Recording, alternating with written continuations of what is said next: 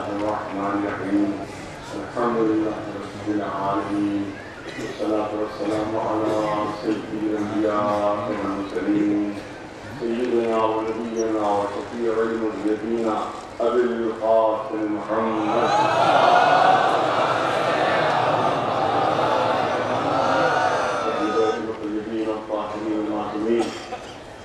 أما بعد وقال الله سبحانه تبارك وتعالى في كتابه المبين وهو أفضل القائلين ونريد أن نمن على الذين صدقوا بالعرف ونجعلهم أئمة ونجعلهم الوارثين صلى الله عليه وسلم.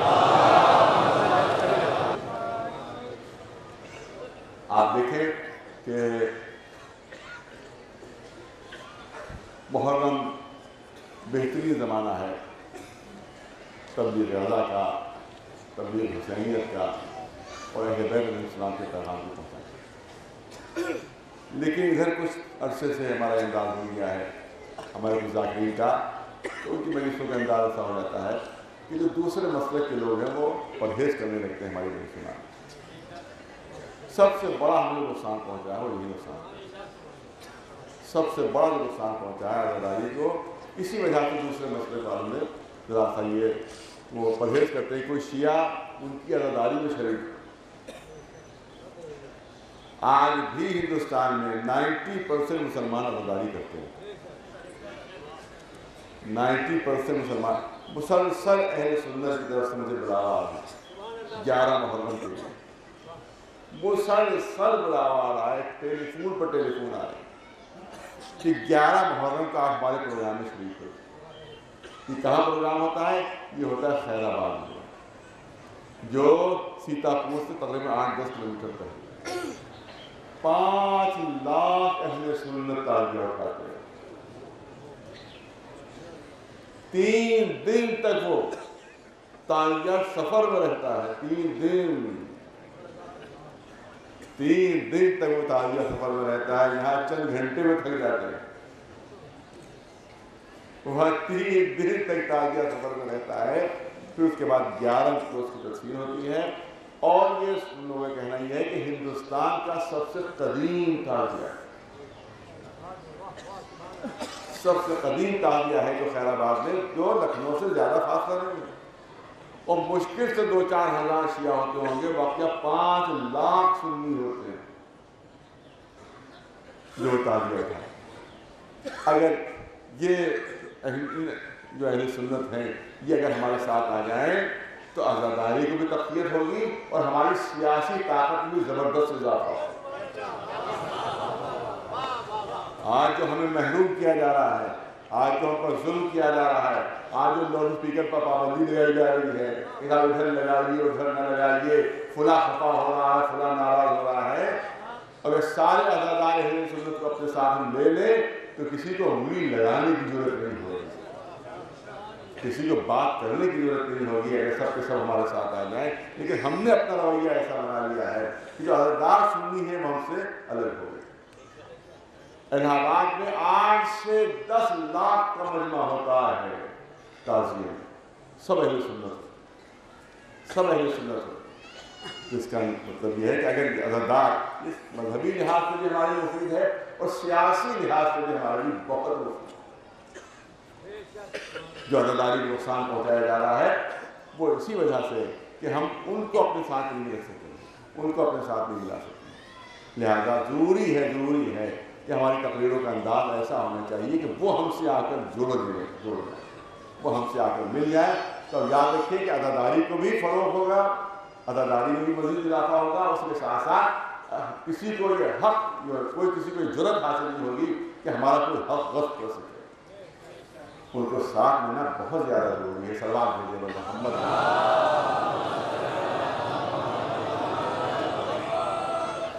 اور اس کے بعد آج دیکھیں آپ کے ساتھ کوشش ہو رہی ہے کہ آواز ہم تک نہ پہنچے، کوشش ہو رہی ہے.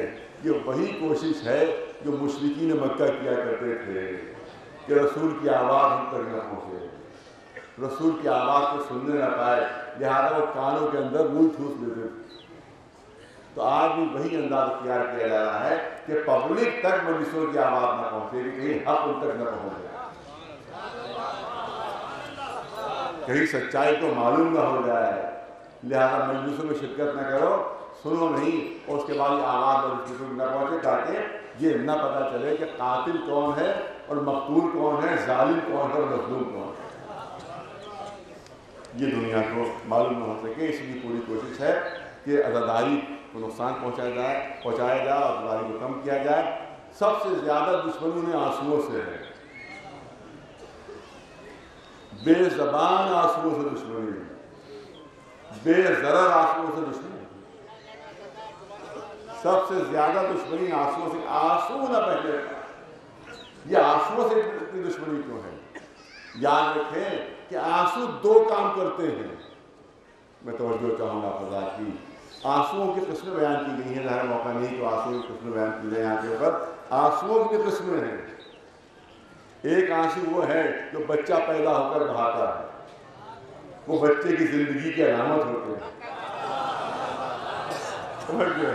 توجہ ہے۔ ایک آنسو وہ ہے جو بچہ پیدا ہو کر بہاتا ہے، وہ زندگی کی علامت ہوتی ہے۔ ایک آنسو وہ ہے کہ جب ماں اپنے بیٹے سے بہت دنوں کے بعد ملاقات کرتی ہے تو ملاقات ہوتے ہی آنکھوں میں اس کے آنسو آ جاتے ہیں، یہ محبت کے آنسو ہیں، یہ شوق کے آنسو ہیں۔ کچھ آنسو وہ ہیں کہ جو خشیت الہی میں بہائے جاتے ہیں، جو خوف خدا میں بہائے جاتے ہیں، یہ آنسو بہانا عبادت ہے، جو خوف میں بہائے جاتے ہیں۔ لیکن اللہ کے خوف میں آنسو بہانا عبادت ہے، سانپ کے ڈر سے آنسو بہانا عبادت ہے۔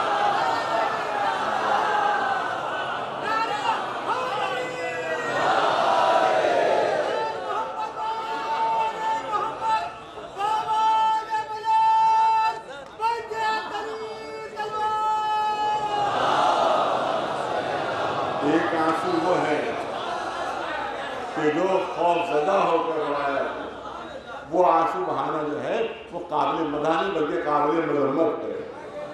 کچھ آنسو وہ ہوتے ہیں جو ندامت کے آنسو ہوتے ہیں، کہ جیسے یزید بہایا کرتا تھا، یہ ندامت کے آنسو ہیں، یہ ندامت کے آنسو ہیں۔ کچھ آنسو وہ ہوتے ہیں جو بزدلی کے آنسو ہوتے ہیں، کچھ آنسو وہ ہوتے ہیں جو بزدلی کے مظہر ہوتے ہیں، اور کچھ آنسو وہ ہوتے ہیں جو جدائی و فراق میں ہوتے ہیں، کہ کوئی دنیا سے رخصت ہو جائے تو اس کی جدائی و فراق میں آنسو بہائے جاتے ہیں۔ اور کچھ آنسو وہ ہوتے ہیں کہ جو جناب فاطمہ زہرا کے رومان کے لیے، دامن کے لیے ہیں، وہ آنسو وہ ہیں کہ جو غم امام حسین میں بہائے جاتے ہیں۔ اے سردار بیٹے محمد،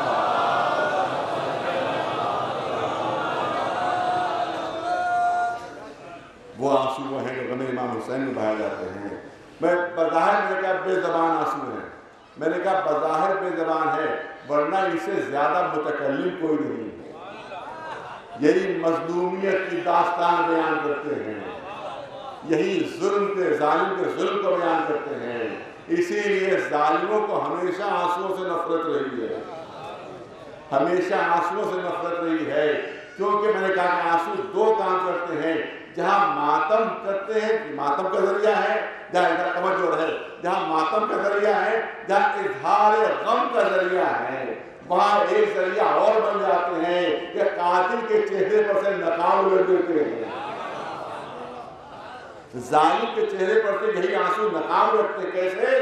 کیونکہ ادھر آنسو بہے، ادھر اس نے روکنے کی کوشش کی، ادھر آنسو نکلے، ادھر روکنے کی کوشش، ادھر روکنے کی کوشش ہوئی، ادھر قاتل نے اپنے چہرے پر سے نقاب اتاری۔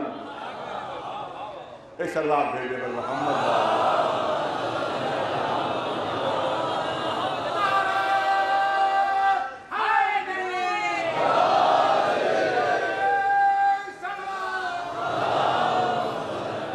اور اس کا گواہ تو خود قرآن مجید ہے، اس کا گواہ تو خود قرآن مجید ہے۔ آپ مجھے یہ بتائیے کہ جناب یعقوب کو یوسف کو رونے سے کون روک رہا تھا؟ خود قرآن مجید گواہ ہے۔ جناب یعقوب کو یوسف پر رونے سے کون روک رہا تھا؟ وہی روک رہے تھے جو قتل کی سازشوں میں شریک تھے۔ ایک سلام بھیجے اپنا،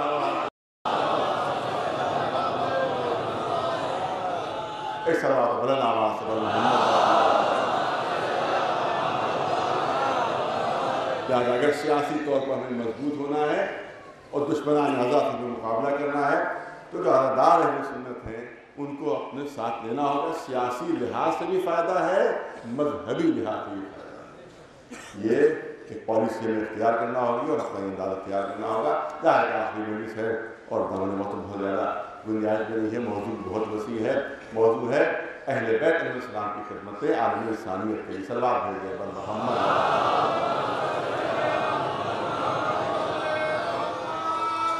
میں نے کسی مجلس میں عرض کیا تھا کہ ایک بات کہی جاتی ہے کہ اہل بیت کا تذکرہ قرآن مجید میں نہیں, اہل بیت کا ذکر قرآن مجید میں نہیں, یہ بات کہی جاتی ہے. تو میں اس کے جواب میں کرنا چاہتا ہوں کہ قرآن مجید میں کسی چیز کی تفصیل نہیں, کسی چیز کی ڈیٹیل نہیں. قرآن اجمال ہے, قرآن میں کوڈ ورڈ استعمال کیے ہیں. اب رسول اللہ کی ذمہ داری ہے کہ اس کو ڈی کوڈ کریں.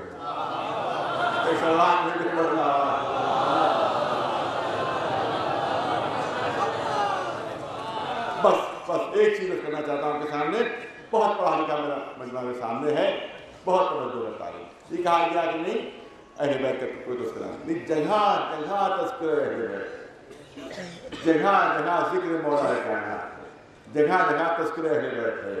آپ دیکھیں ایک آیہ کریمہ میں آپ کے سامنے تلاوت کا شرف حاصل کرنا چاہتا ہوں. بہترین دلیل ہے ہمارے مذہب کی حقانیت. تذکرہ اہل بیت دیکھیے کس طرح سے ہو رہا ہے, ذکر اہل بیت دیکھیے کس طرح سے ہو رہا ہے. اعلان ہو رہا ہے رسول لقد آتیناک سبعا من المثانی والقرآن العظیم. اے رسول ہم نے آپ کو 2 معجزے دیے ہیں, ہم نے آپ کو 2 معجزے دیے ہیں, ایک قرآن دوسرے 7 مثانی. ایک قرآن دوسرے 7 مثانی. قرآن مجید بطور معجزہ دیا ہے اور دوسرا معجزہ کیا ہے 7 مثانی. 7 کے معنی عربی میں 7, مثانی کے معنی دہرایا ہوا, مثانی کے معنی دہرایا ہوا. 7 کے معنی 7, مثانی یعنی دہرایا ہوا. لہذا عام طور پر مفسرین نے اس کی تفسیر یہ کی ہے کہ اس سے مراد سورہ الحمد ہے. 7 مثانی کی مراد سورہ الحمد ہے اور اس کے لیے تفسیر بیان کی ہے کیونکہ 7 کے معنی 7 اور مثانی معنی دہرایا ہوا. تو کیونکہ سورہ الحمد میں 7 آیتیں ہیں تو مفسرین بیان کرتے ہیں کہ سورہ الحمد میں 7 آیتیں ہیں اور کیونکہ ہر نماز کو 2 مرتبہ پڑھا جاتا ہے لہذا اب 7 مثانی سے مراد سورہ الحمد ہے کیونکہ اس میں 7 آیتیں بھی ہیں اور ہر نماز کو 2 مرتبہ پڑھا جاتا ہے, دہرایا جاتا ہے. لہذا 7 مثانی سے مراد سورہ الحمد ہے. اسی طرح تفسیر کی گئی کیونکہ 2 مرتبہ نازل ہوا سورہ الحمد, ایک مرتبہ مکے میں نازل ہوا, ایک مرتبہ مدینے میں نازل ہوا. لہذا 7 مثانی سے مراد سورہ الحمد ہے. عام مفسرین نے تفسیر کی ہے. مگر پہلی بات میں کرنا چاہتا ہوں کہ مجھے اتنا بتا دیجئے کہ سورہ الحمد میں 7 آیتیں کہاں ہیں. بھرپور توجہ چاہوں گا مجمع کی. دیکھیں اسی لیے کوشش ہوتی ہے لاؤڈ اسپیکر کی آواز پر پہنچنے پائے. سلمان بن حواس پر محمد کا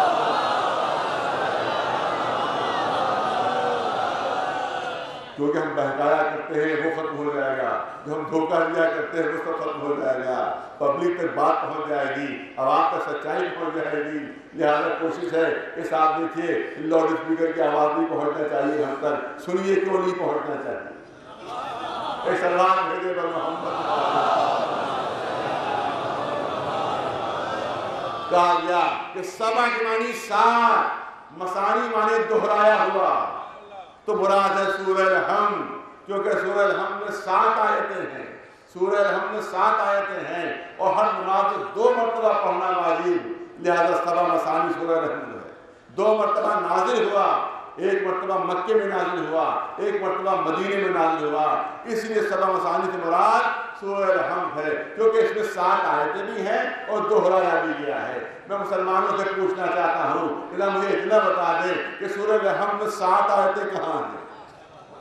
سورہ الحمد میں 7 آیتیں کہاں ہیں. کیونکہ پوری توجہ رہے, جب بھی پڑھا بغیر بسم اللہ کے پڑھا, جب بھی پڑھا بغیر بسم اللہ کے پڑھا. اور اس میں سورہ الحمد میں 7 آیتیں اس وقت تک نہیں ہو سکتی جب تک کہ بسم اللہ کو سورہ کا جز نہ مان لیا جائے. جب تک بسم اللہ الرحمن الرحیم کو جزء سورہ نہ مانا جائے اس وقت تک 7 آیتیں نہیں ہو سکتی، مگر جب بھی مولوی صاحب پڑھتے بغیر بسم اللہ کے تو اس کا مطلب ہے کہ اگر سبع مثانی سے مراد سورہ الحمد ہے تو پھر بغیر بسم اللہ کا الحمد پڑھنا جائز نہیں رہے گا۔ اب یہ کس کی سیرت پر عمل کر رہے ہو کہ جو ایک مرتبہ بسم اللہ بھول گیا تھا آج تک اسی کی سیرت پر عمل ہو رہی ہے، ایک بھول کی یادگار بنائی جا رہی ہے۔ اس اللہ کہتے ہیں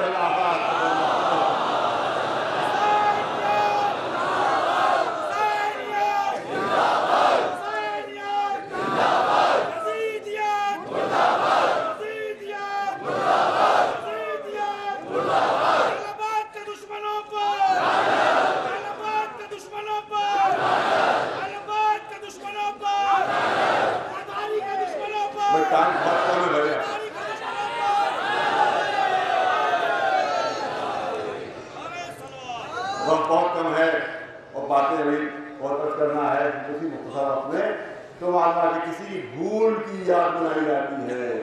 ایک صاحب بھول گئے تھے بسم اللہ پڑھنا تو آج تک اس کی یاد بنائی جاتی ہے ان کے احترام میں، کیونکہ وہ بھول گئے تھے، اس کے بعد سے پھر بسم اللہ نہیں پڑھی جا رہی ہے۔ میں کہتا ہوں بھولے نہیں تھے، بھولے نہیں تھے، بلکہ جان بوجھ کر ایسی سیرت پیدا کی تاکہ لوگ کچھ اور بھولیں، کیونکہ بسم اللہ الرحمن الرحیم جب پڑھی جائے گی تو باہر بسم اللہ بھی آئے گی، جب باہر بسم اللہ آئے گا تو پھر نقطہ تحت با بھی یاد آئے گا، تو پھر وہ حدیث بھی یاد آئی کہ انل نقطہ تحت البا، تو بسم اللہ نہیں بھلانا چاہتے تھے، وہ حدیث بھلانا چاہتے تھے، تو مولا کائنات کی شان میں ہے۔ ایک سلوات بھیجتے ہیں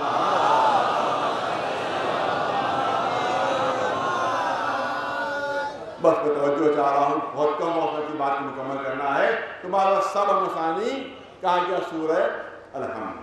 اب یہ تو بات تھی، لیکن اب جو اصل دلیل ہو پیش کرنا چاہتا ہوں، صاحبان خیر تشریف فرما ہے، میں پوچھتا یہ چاہتا ہوں کہ مجھے اتنا بتایا جائے کہ سورہ الحمد قرآن مجید کا جز ہے یا نہیں؟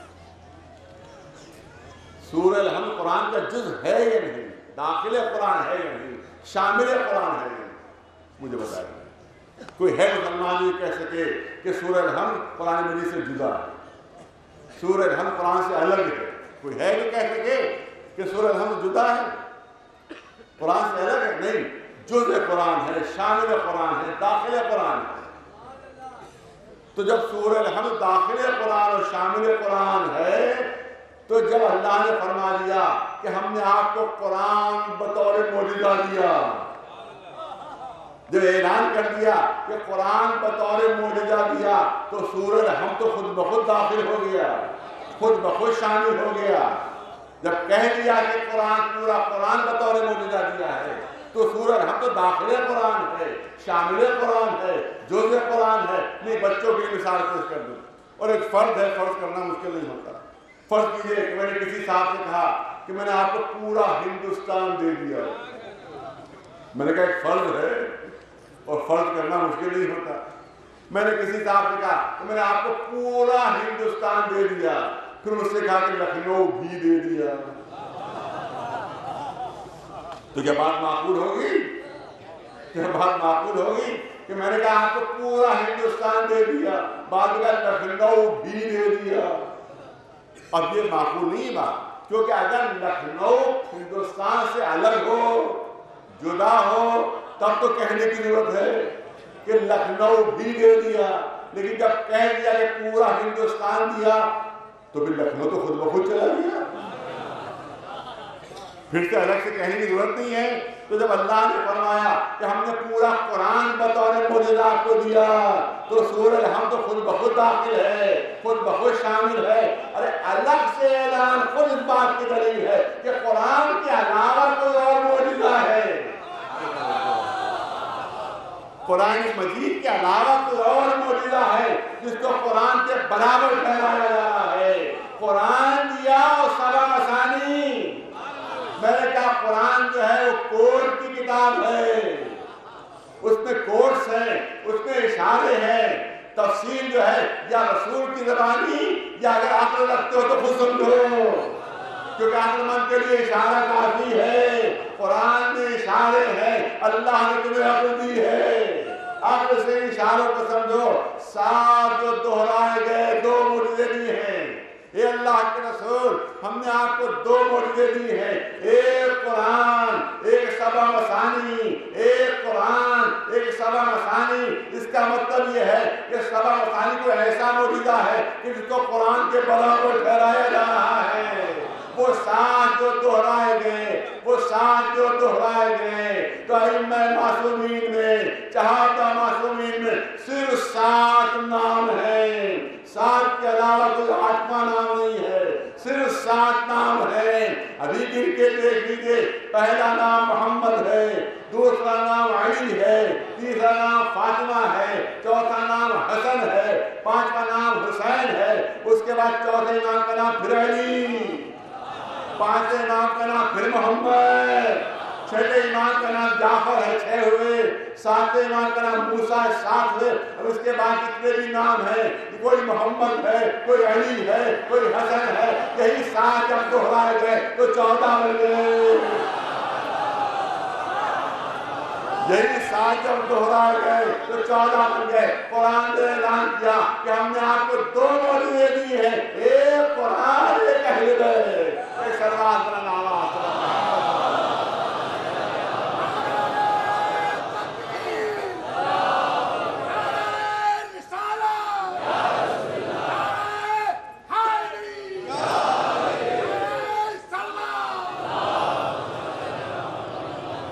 اب ظاہر ہے کہ بے انتہا وسیع موضوع ہے اور اس پر ابھی تک وقت کے موضوع ادا نہیں ہو سکا، لیکن مہارتوں کے موضوع علم بھی رہا اس درمیان میں کہ اہل بیت کی جو علمی کارنامے ہیں وہی پہنچنا چاہیے۔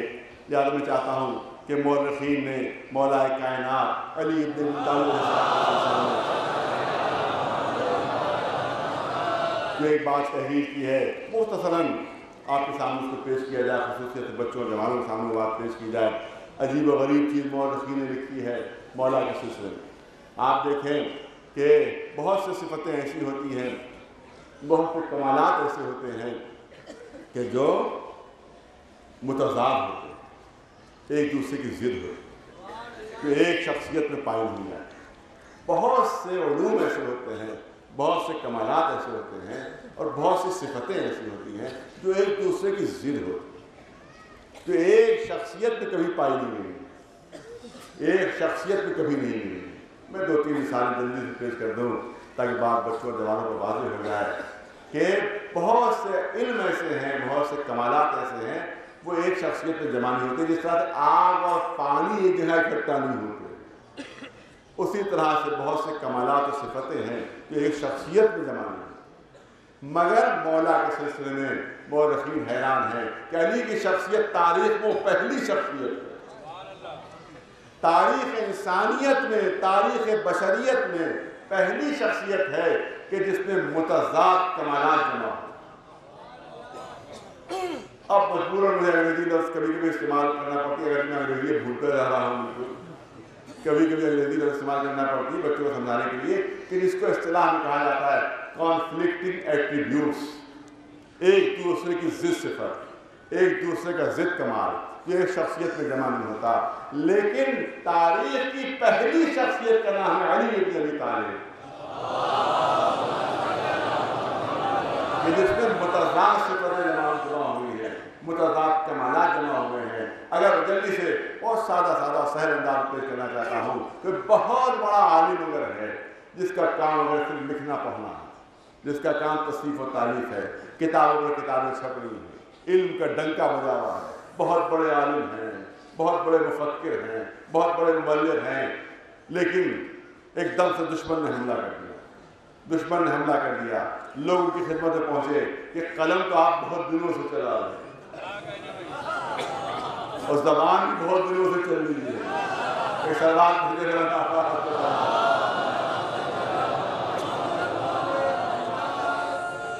بھی بہت دنوں سے چل رہی ہے، قلم بھی بہت دنوں سے چلا رہے ہیں، اب دشمن نے حملہ کیا اب نہ قلم کی ضرورت ہے آپ کی، نہ آپ کی زبان کی ضرورت ہے، اب تو تلوار لے کر چلیے، اب میدان میں تلوار لے کر چلیے، اب تو دشمن کا مقابلہ ہے، تو بیچارہ وہ عالم اس کا کام لکھنا پڑھنا، اب جیسی تلوار کا نام آیا گھبرا کر پیچھے ہٹے کہ بھئی میرے ہاتھ تو قلم پکڑنے کے عادی ہو چکے ہیں، اب ان ہاتھوں میں تلوار نہیں سمجھے گی۔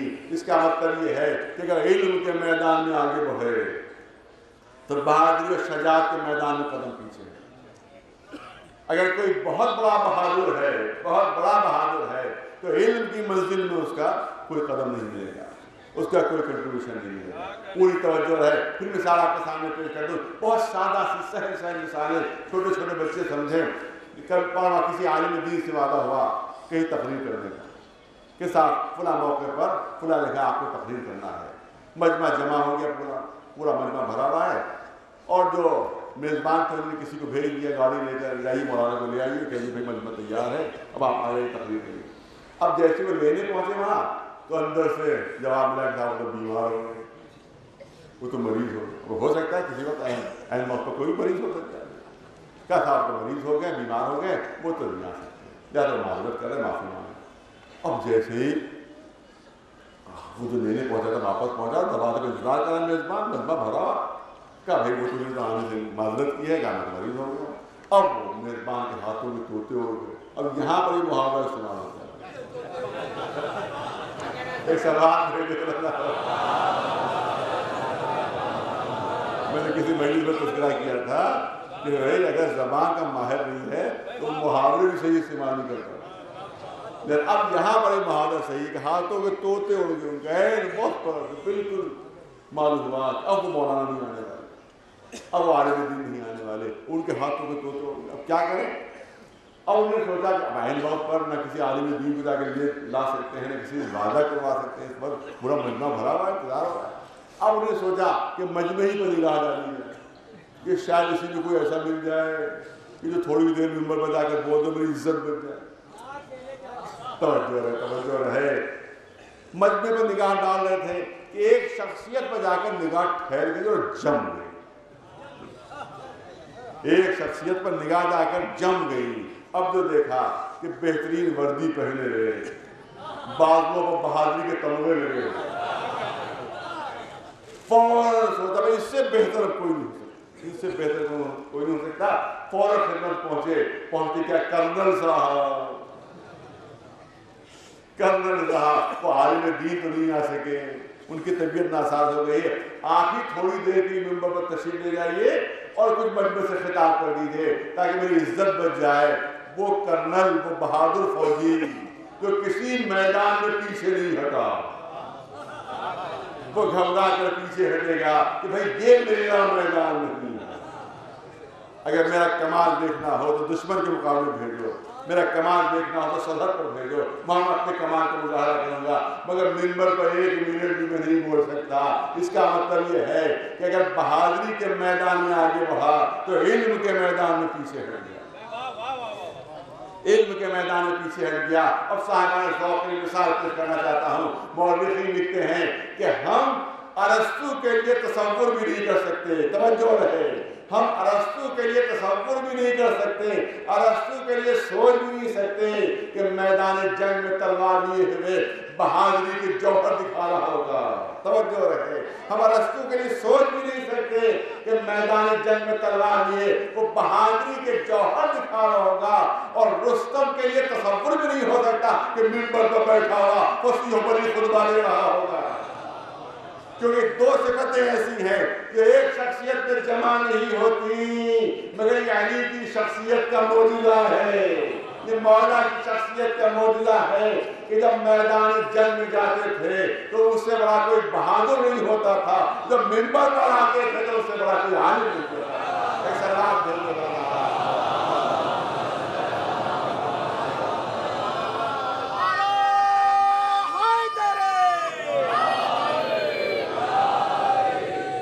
بس جلدی عرض کرنا ہے کیونکہ بالکل دامن وقت کو گنجائش میں مثالیں کم کر رہا ہوں میں۔ آپ دیکھیں اگر کوئی بہت شاعر اور ادیب ہے، بہت بڑا شاعر اور بہت بڑا ادیب ہے، اس کے سامنے بھی آپ میتھمیٹکس کا مسئلہ لے کر پہنچ جائیں کہ صاحب دیکھیں یہ ایک میتھمیٹکس کا مسئلہ مجھ سے حل نہیں ہو رہا ہے، آپ نے میر کے بڑے بڑے اشعار کو حل کر دیا، بڑے بڑے مشکل اشعار سمجھا دیے، غالب کو جو شعر سمجھ میں نہیں آ رہا تھا وہ آپ نے سمجھا دیا، یہ میتھمیٹکس کا مسئلہ سمجھ میں نہیں آ رہا ہے، ذرا سمجھا دیجیے۔ تو بیچارہ شاعر گھبرا کر کہے بھیا یہ بلا یہاں کہاں گیا ہے، میرے سامنے کوئی شعر لاؤ، میرے سامنے کوئی غالب کا شعر آ جائے، کوئی میر کا شعر لے کر آؤ، کوئی ادبی نمونہ لے کر آؤ تو میں اپنے کمال کو دکھاؤں، یہ میرے بس کی بات نہیں ہے۔ اس کا مطلب ہے کہ شاعری اور ادب میں آگے بڑھا تو ریاضی اور میتھمیٹکس پیچھے ہٹ گیا، اور کوئی بہت بڑا میتھمیٹیشین ہے، بہت بڑا ریاضی داں ہے، اس کے سامنے آپ کو غالب کا شعر لے کر پہنچ گئے کہ آپ نے میتھمیٹکس کے بڑے بڑے مسئلے حل کر دیے ہیں، یہ غالب کا شعر مجھے سمجھ میں نہیں آ رہا ہے، ذرا اس کے معنی بیان کر دیجئے۔ تو جس طرح سے کوئی جنگل کے شیر سے ڈرتا ہے، اسی طرح تو غالب کو شیر کو دیکھ کر وہ خوفزدہ ہو جائے گا کہ بھئی یہ کہاں لیا ہے، کوئی ریاضی کا مسئلہ لاؤ، کوئی حساب کا مسئلہ لاؤ، آپ میں بتاؤں۔ اس کا مطلب ہے کہ اگر شعر و ادب کے میدان میں قدم آگے بڑھے تو ریاضی کے میدان میں قدم پیچھے ہٹے، اگر ریاضی کے میدان میں قدم آگے بڑھا تو شعر و ادب کے میدان میں قدم پیچھے ہٹے۔ اور یہاں پھر مولا علی کی شخصیت کا معجزہ ہے کہ اشعار میں پورا دیوان موجود ہے، اور نہج البلاغہ عربی ادب کا شاہکار ہے، اور جب ریاضی کا میدان آتا تھا تو دنیا یہ دیکھتی تھی کہ کائنات میں اس سے بڑھ کر کوئی ریاضی داں موجود نہیں ہے۔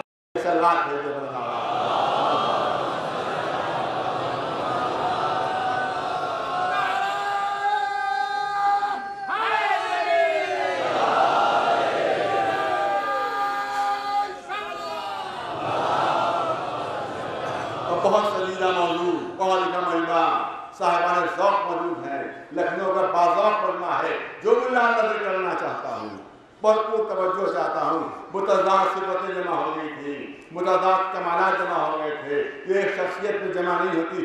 یا مزاج سخت ہوتا ہے کسی کا، یہ نرم ہوتا ہے، ارے توجہ چاہ رہا ہوں حضرات کی، یا مزاج کسی کا سخت ہوتا ہے یا نرم ہوتا ہے۔ سخت مزاج ہے، بات ٹھیک سے کرنا، کہیں تھپڑ نہ مار دیں، بات تھوڑا سنبھل کے کرنا، بہت جلدی غصہ آ جاتا ہے جو سنبھل کر بات کرنا۔ اور کوئی ایسا نرم مزاج کہ قوم پر کچھ بھی گزر جائے، کبھی کوئی اثر نہیں ہوا، ایک سلوات بھیجتے رہنا، ایک سلوات بلند آواز محمد۔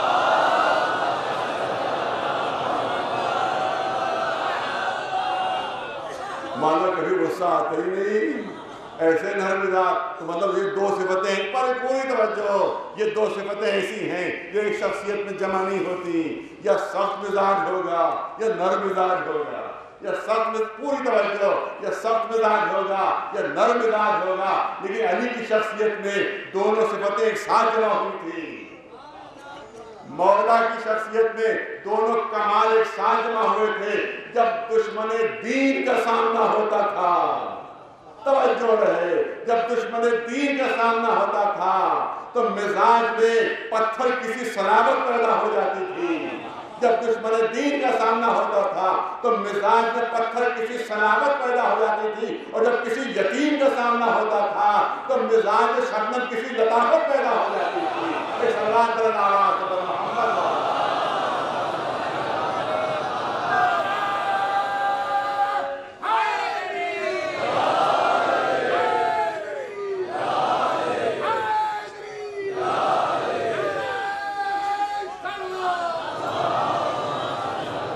بہت زیادہ سخی ہوتا ہے تو دامن احتیاط ہاتھ سے چھوٹ جاتا ہے، بہت زیادہ محتاط ہوتا ہے تو سخاوت ختم ہو جاتی ہے۔ یہ دونوں صفتیں ایک ساتھ جمع نہیں ہوتی۔ بہت زیادہ سخی ہیں، بانٹنے والے ہیں، معلوم اپنے مال کی بنا دوسرے کا مال بھی دے دیا، محمد و سخاوت میں احتیاط کا دامن ہاتھ سے چھوٹ گیا، اپنے مال کے ساتھ ساتھ دوسرے کا مال بھی دے دیا تھا۔ معلوم سخی تو ہے مگر محتاط نہیں ہے، لیکن اگر بہت زیادہ محتاط ہے تو سخاوت ختم ہو جاتی ہے۔ معلوم دان سے پکڑ پکڑ کر خرچ کر رہے ہیں، سامنے محتاج موجود بھی ہے، جیب میں روپے بھی ہیں، کچھ ارادہ بھی ہو رہا ہے کہ دے دوں 10 روپے، مگر کبھی جیب میں ہاتھ گئے ہی نہیں ہے، لہذا اتنا احتیاط کہ بہرحال وہ سخاوت ختم ہو گئی، مگر علی کی شخصیت ایسی ہے کہ سخاوت اتنی تھی کہ ایک روٹی کا سوال ہے پوری اونٹوں کی قطار میں ہے۔ سخاوت کی منزل یہ ہے کہ ایک روٹی کا سوال ہو رہا ہے، پوری اونٹوں کی قطار بڑھ گئی، اور احتیاط اتنی، بہت بازار مجمع احتیاط اتنی ہے کہ مولا بیت المال میں بیٹھے ہوئے بیت المال کا حساب کتاب دیکھ رہے ہیں، چراغ جل رہا ہے، طلحہ و زبیر آتے ہیں، یا علی کچھ بات کرنا ہے، کچھ گفتگو کرنا ہے، کچھ بات کرنا ہے، کچھ گفتگو کرنا ہے۔ امام نے پوچھا سرکاری معاملہ ہے ذاتی ہے؟ کوئی سرکاری معاملہ ہے، کوئی ذاتی کام ہے؟ کہ یعنی ذاتی کام ہے، یعنی ذاتی کام ہے۔ کمبل کو حکم دیا جو چراغ جل رہا ہے بجھا دو، جو چراغ جل رہا ہے بجھا دو، دوسرا چراغ جلا دو۔ پہلا چراغ بجھایا گیا، دوسرا چراغ جلایا گیا۔ آنے والوں نے حیرت سے کہا یا علی جو پہلا چراغ جل رہا تھا اس میں بھی روشنی اتنی ہی تھی، جو دوسرا چراغ جلایا ہے اس میں بھی روشنی اتنی ہی ہے، پہلا چراغ بجھایا کیوں، دوسرا چراغ جلایا کیوں؟ امام نے فرمایا ارے پہلے میں سرکاری کام کر رہا تھا، اور یہ جو چراغ تھا اس میں جو تیل جل رہا تھا وہ بیت المال کے مال سے آیا تھا، تو اس میں سرکاری کام تو ہو سکتا ہے، اس کی روشنی میں سرکاری کام تو ہو سکتا ہے، ذاتی کام نہیں ہو سکتا۔ کہ اب جو چراغ جلا ہے وہ میری محنت کی کمائی سے جو تیل خریدا گیا ہے وہ اس میں ڈلا ہے، اس سے یہ چراغ جلا ہے۔ اب اس کی روشنی میں ذاتی کام ہو سکتا ہے، سرکاری کام نہیں۔ ایک اللہ دے دے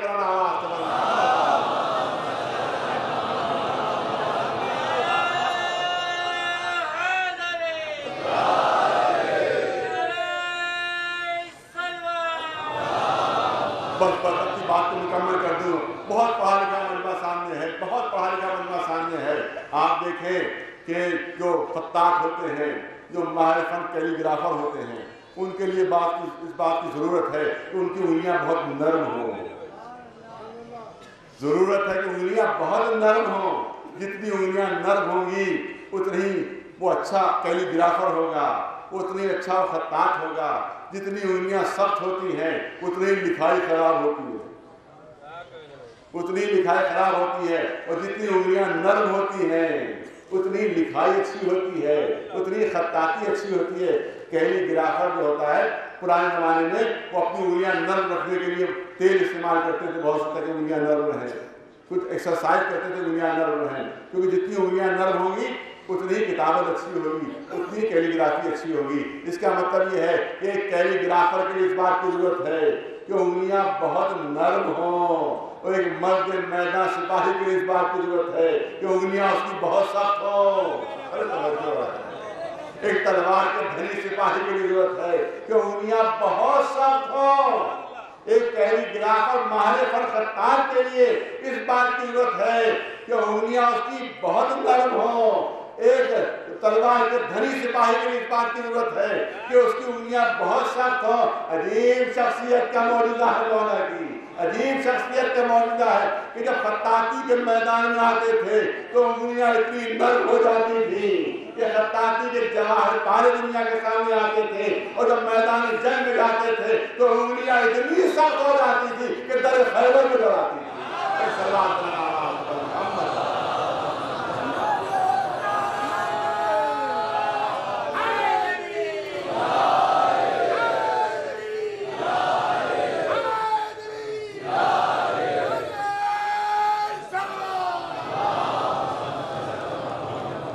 انشاءاللہ زندگی رہی، حیات رہی تو اس موضوع پر مزید گفتگو ہوگی۔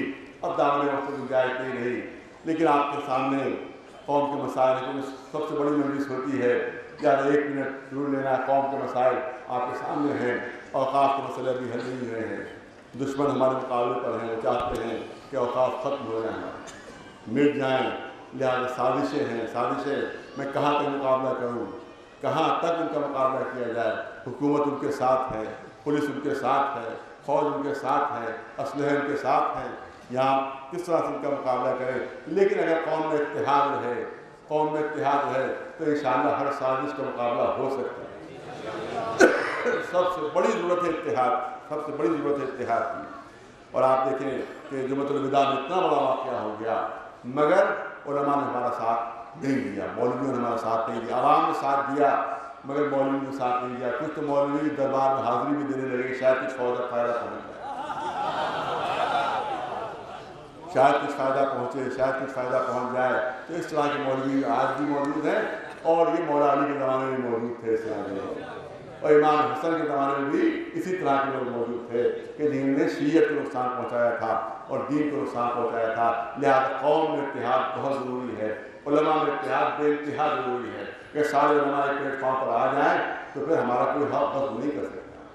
یہ حق غصب ہو ہی اسی لیے رہا ہے کہ سمجھتے ہیں کہ ان کے مولویوں میں آپس میں اتحاد ہے، سارے اوقاف ختم کیے جا رہے ہیں، حسین آباد ٹرسٹ تباہ و برباد ہو چکا ہے، کروڑوں کروڑوں کی جائیداد اس کی بیچی جا چکی ہے، لیکن کسی کی زبان پر اف نہیں ہے، کسی زبان پر احتجاج نہیں، لاکھوں کروڑوں اس میں کھائے جا رہے ہیں۔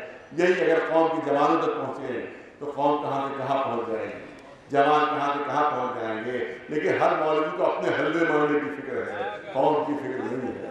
اگر قوم کی فکر ہوتی تو آج قوم کہاں سے کہاں پہنچ چکی ہوتی۔ کہ صلوات بھیجنے پر محمد حکومت میں جو شامل ہوتا ہے اسے بالکل بھروسہ نہ کیجیے، جو سیاسی پارٹیوں میں شامل ہوتے ہیں ہرگز بھروسہ نہ کیجیے، کیونکہ حکومت ایسے لوگوں کو عہدے دیا کرتی ہے جو کسی کام کو نہ ہو۔ عہدے انہیں کو دیے جاتے ہیں جو کسی کام کے نہ ہو۔ اگر ہلکا سا بھی ان کو شبہ ہو جائے کہ اس کے دل میں قوم کی ہمدردی موجود ہے تو فوراً اس کو عہدے سے برخاست کر دیا جائے گا۔ لہٰذا پہلے پوری اسکریننگ ہو جاتی ہے، الٹرا ساؤنڈ ہو جاتا ہے، پورے خون کی تحقیق ہو جاتی ہے کہ قوم کی ہمدردی کا کوئی جراثیم تو موجود نہیں ہے، قوم سے محبت کے کوئی جرثومہ موجود تو نہیں ہے۔ جب پورا اطمینان ہو جاتا ہے کہ مکمل قوم کا غدار ہے تب کوئی عہدہ ملتا ہے۔ ایک سلام میرے طرف آتا ہے۔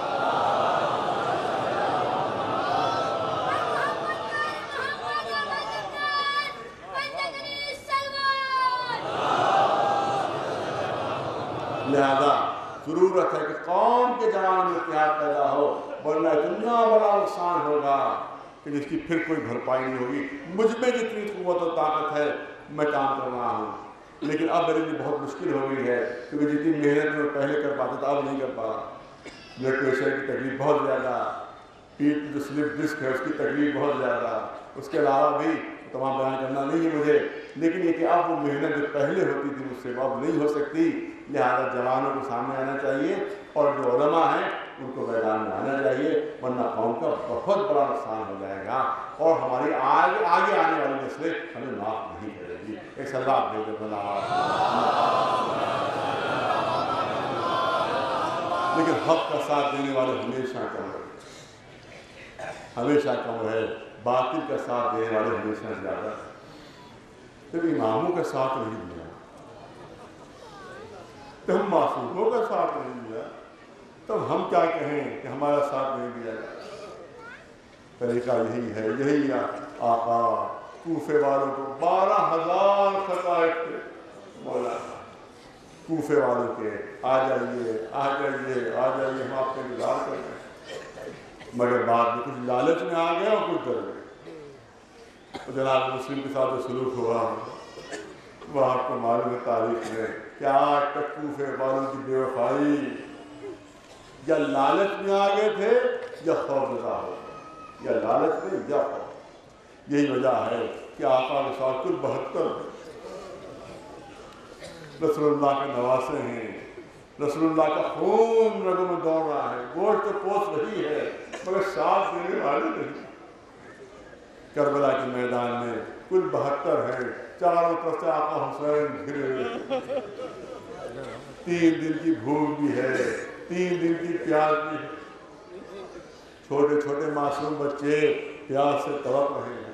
حضرت داروں مجھے اتنا بتا دیجیے کہ انسان کی نفسیات میں یہ داخل ہے، انسان کے نیچر میں یہ داخل ہے کہ خود جتنی بھی اذیت ہو اس کو اتنا احساس نہیں ہوتا، لیکن اگر کسی دل کے ٹکڑے کے اوپر، جگر کے ٹکڑے کے اوپر ہلکی سی مصیبت آ جائے تو انسان کو 1000 گنا زیادہ اذیت ہوتی ہے، 1000 گنا زیادہ تکلیف ہوتی ہے۔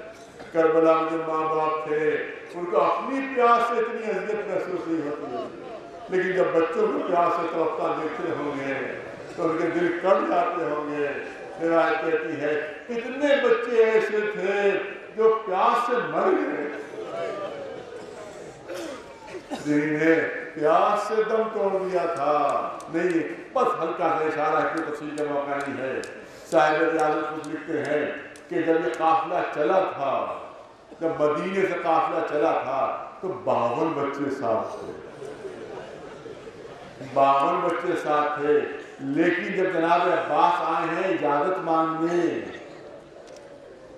جب جناب عباس اجازت مانگنے آئے کہ آقا مرنے کی اجازت دیجیے، تو صاحب ریاض خود لکھتے ہیں کہ بچوں تک خبر ہو گئی تھی کہ چچا مرنے جا رہے ہیں۔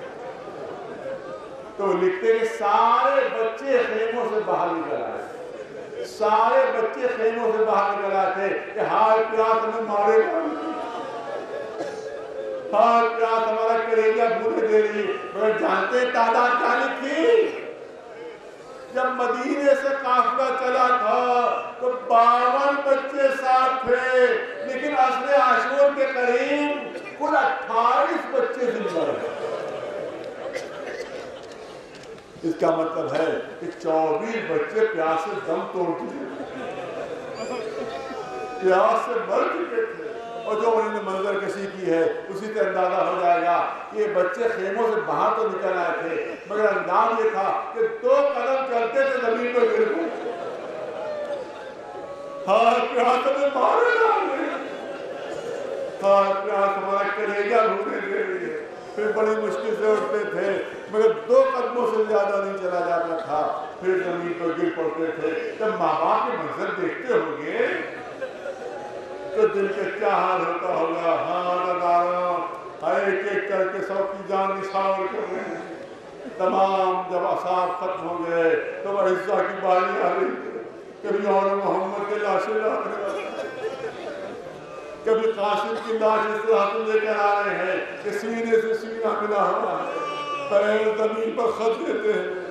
آپ نے سنا ہوگا جناب قاسم کے لیے کہ اتنا چھوٹا قد تھا کہ گھوڑے پر خود سے سوار نہیں ہوئے، اتنا چھوٹا قد تھا کہ ذرا نہیں بنتی تھی اس قد کے بچوں کی، ہوٹ نہیں بنتا تھا، اتنا چھوٹا قد تھا کہ دونوں پیر رکابوں میں نہیں آئے تھے، اتنا کم سن بچہ تھا۔ مگر یہ کیا ہو گیا کہ جب حسین لاش دیکھ کر آئے تو سینے سے سینہ ملا ہوا ہے، پیر زمین پر خط دے رہے ہیں۔ مورخین نے لکھا کہ گھوڑوں کی طاقت سے جس میں جناب قاسم اس طرح سے کچل گیا تھا کہ سینے سے سینہ ملا ہوا، پیر زمین پر خط دیتے ہوئے۔ کہ دنیا نے منظر دیکھا کہ جناب عباس کا لاشا اٹھا رہے ہیں مگر اٹھ نہ سکا۔ جسم کے جس عضو کو ہاتھ لگاتے تھے وہ جسم سے جدا ہو جاتا۔ جناب عباس کی لاش وہیں ترائی کو چھوڑنا پڑی، اور آخر میں دنیا نے حیرتناک منظر دیکھا کہ ایک بوڑھا باپ اپنے جوان بیٹے کی لاش اٹھا رہا ہے۔ بھائی حسین کہیں بلی نے خود کو روک دیا، اے ہور کہیں بوڑھے باپ بھی جوان بیٹوں کی لاشیں اٹھاتے ہیں۔ بھائی حسین حسرت سے چاروں طرف دیکھ، علی اکبر کی لاش نہیں اٹھی، علی اکبر کا لاشا نہیں اٹھ رہا ہے۔ چند بچے ہاتھ سامنے نظر آئے، امام نے انہیں کو بتا دیا، اے بنی ہاشم کے بچوں آؤ اور حسین کی مدد کرو۔ عزاداروں آگے آگے بنی ہاشم کے چھوٹے چھوٹے بچے جناب علی اکبر کی لاش لیے ہوئے، پیچھے پیچھے حسین، علی اکبر علی اکبر کہتے ہوئے۔ اب حسین میدان جنگ میں پہنچتے ہیں، ہے جو کوئی میری مدد کرے، ہے جو کوئی میری نصرت کرے۔ روایت کہتی ہے کہ 7 مرتبہ امام حسین نے آواز سے ناصرن فرمائی، حل من ناصر یسرنا، حل من مغیث یغیثنا، کوئی ہے جو میری مدد کرے، جو کوئی ہے جو میری نصرت کرے. اور کوئی بھی آواز استغاثہ خالی نہیں گئی آقا، کوئی بھی آواز استغاثہ خالی نہیں گئی. کوئی ہے جو میری مدد کرے. جنات آ گئے، آقا ہم آ گئے، ابھی پورا لشکر کو حوالہ کر دے.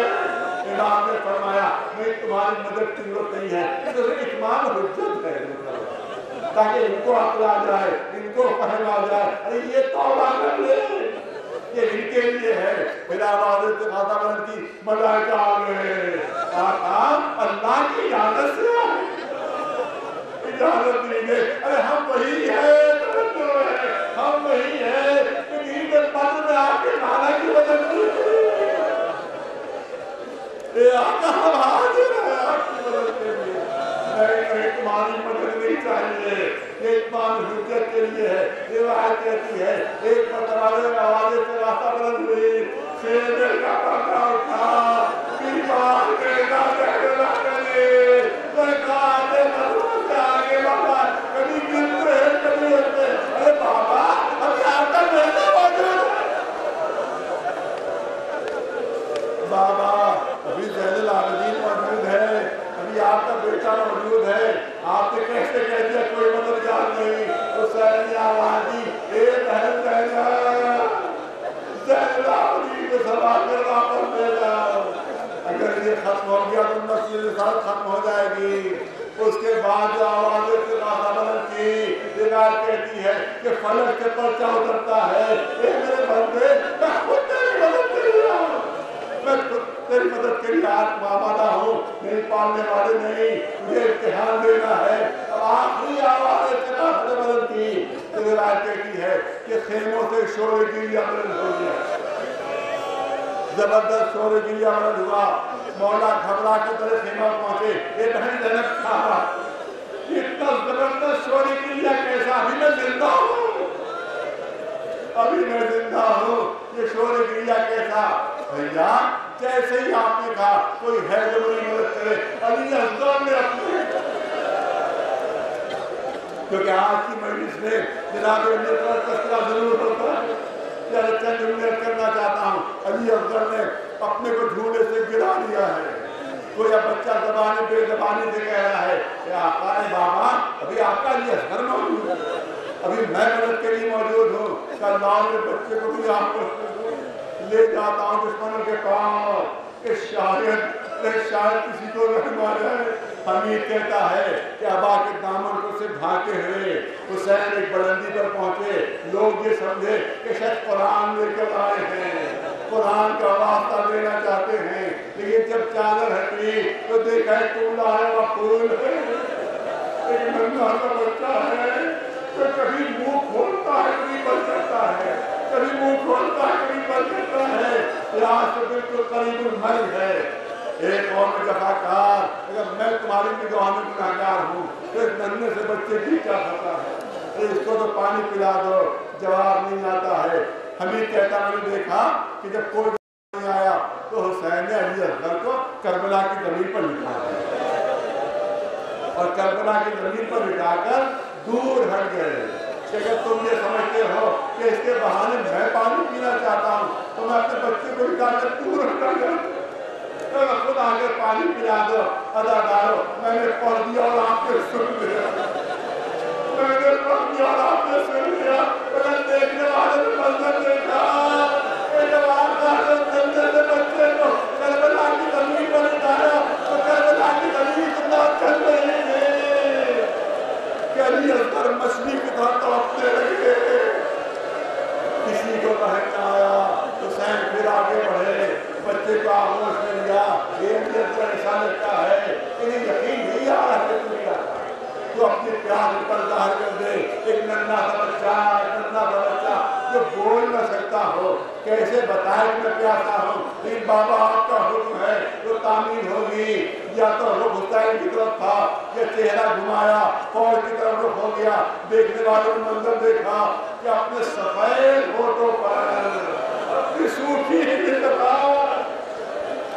علی اصغر نے پھیرنا شروع کر دی. ایک اور والوں دیکھو میں کتنا پیاسا ہوں. تلا تم مر گیا. बगावत के आसार में उदार हुए, इशारा किया हुर्मुला को, हुर्मुला अरे बहुत दिनों से नमक खा रहा है, नमक खजाने का उतार दिया है, बच्चे के गले पर तीर मारना है, और 3 लोगों वाला तीर, 3 फलों वाला तीर, 3 भाग का तीर उस मलून ने दलनी सी गर्दन के लिए मुतलब किया। ये तीर वो है कि जो जंगों में इस्तेमाल नहीं होता, बल्कि वहशी जानवरों के शिकार के लिए इस्तेमाल होता है। हमीद कहता है कि बच्चे का वजन कम था, तीर का वजन ज्यादा था, चिल्ले कमान में तीर तोड़ा, बच्चे के गले का निशाना लिया, लेकिन हाथ कांपे, तीर और कमान छोड़ कर जमीन पर गिरे। दूसरे साथ करता है ये दुनिया का सबसे बड़ा तीरंदाज है तू, तेरे हाथ काम रहे हैं। हुर्मुला ने कहा अभी तो मंजर देखा कैसे बताऊं, जैसे मैंने बच्चे का निशाना लिया मुझे ऐसा लगा कि कोई नकाब की ओर बीवी करते हुए आ गए। इन्हें हुर्मुला नकली से कहता है, तीर मार कर तीर, फिर चिल्ले कमान में तीर जोड़ा, 3 फल थे उसके, 3 फल थे उसके, उन फलों ने 3 काम किए थे, 3 फल थे, 3 काम किए थे। एक फल उसका अली अफजल की गर्दन में पेवस्त हुआ, एक फल उसका अली अफजल की गर्दन में पेवस्त था, दूसरा फल कान के जरिए से दाखिल हुआ।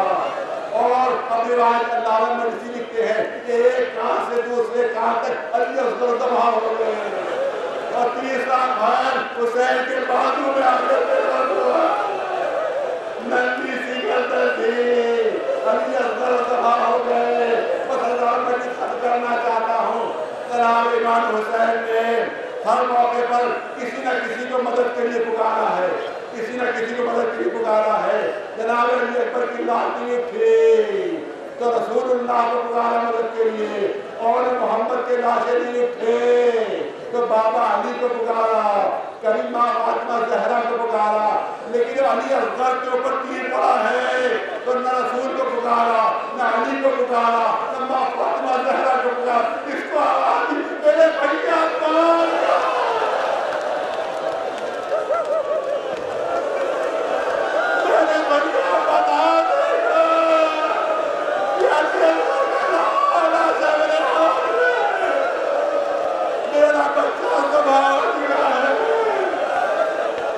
पहुंचते थे, वहां पर पहुंचे आपका बिल्कुल खोद रहे हैं, क्या मुझे मालूम है कि लाशें पामाल की, मुझे मालूम है कि लाशें पामाल किए जाएंगे। अरे कहाँ से पामाली बर्दाश्त कर लेंगे, अली अकबर पामाली बर्दाश्त कर लेंगे, और मोहम्मद पामाली बर्दाश्त करे, और ये नंदा सा लाशा ये पामाली बर्दाश्त नहीं कर सकता, यार पहले ही तो दर्द कर दो। अल्लाह की आपको मालूम नहीं के बाद में क्या हुआ था। अरे पूरी मलूम ने अपने नेज़े से अकबर की लाश निकाली थी, सरकार का अलग किया था, फिर नंदा का लाशा पामाली के लिए रखा गया। बस 2-3 दिनों से ज्यादा रहमत नहीं है। अब हुसैन मैदान जंग में तन्हा है, चारों तरफ से हमले हो रहे हैं, कोई तीर मार रहा है, कोई तलवार मार रहा है, कोई मैदा मार रहा है। हुसैन सीने फर्श पर डगमगा रहे हैं, कभी दाएं तरफ झुक जाते हैं, कभी बाएं तरफ झुक जाते हैं। अल्लामा मिस्किनी लिखते हैं कि अजीब जुमले थे हुसैन की ज़बान के ऊपर। जब जख्मी हालत में दाएं तरफ झुकते थे तो कहते थे ला अल्लाह ला अल्लाह, जब बाएं तरफ झुकते थे तो ज़बान पर आता ला अल्लाह ला अल्लाह, नहीं अल्लाह की कसम नहीं, नहीं अल्लाह की कसम नहीं, ये आपको फरमा रहे हैं, नहीं अल्लाह की कसम नहीं। अल्लाह में मिस्किनी कहते हैं कि लगता है दोनों पहलुओं पर कोई मदद के लिए आ गए। एक पहलू पर रसूल आ गए थे, दूसरे पहलू पर फातिमा ज़हरा, जब भी ज़मीन पर गिरने लगते थे तड़प कर रसूल आ गए। मेरे लाल मेरी आवाज़ में आ जा, तू वहाँ जाती है, रोज में लेकर ज़मीन को उतार दो। जब दूसरे पहलू में झुकने लगते थे, माँ तरफ पर आगे बढ़ती थी। हुसैन नहीं नाना हट जाइए, मादर गिरामी हट जाइए, अरे मुझे इसी तरह ज़मीन पर आना है। हुसैन ज़मीन पर गिरे, शिब्र का खंजर चला, کسی منادی نے آواز دی اللہ قتل حسین بن کربلا، اللہ قتل حسین بن کربلا، زمین کربلا ہلنے لگی، فرات کا پانی میں تو اچھلنے لگا۔ زینب گھبرا کر بیمار امام کے سرانے آئے، یہ زین العابدین کیا مسئلے پڑھ رہے ہو؟ دیکھو زمین کربلا ہل جو رہی ہے، یہ فرات کا پانی میں تو اچھل رہا، یہ منادی کیا آواز دے رہا ہے؟ اے بھٹی اللہ سامنے سے خیمے کا پردہ ہٹا دیجئے۔ اب تو پردہ ہٹا، دائیں طرف دیکھا کوئی نظر نہیں آیا، بائیں طرف دیکھا کوئی نظر نہیں آیا،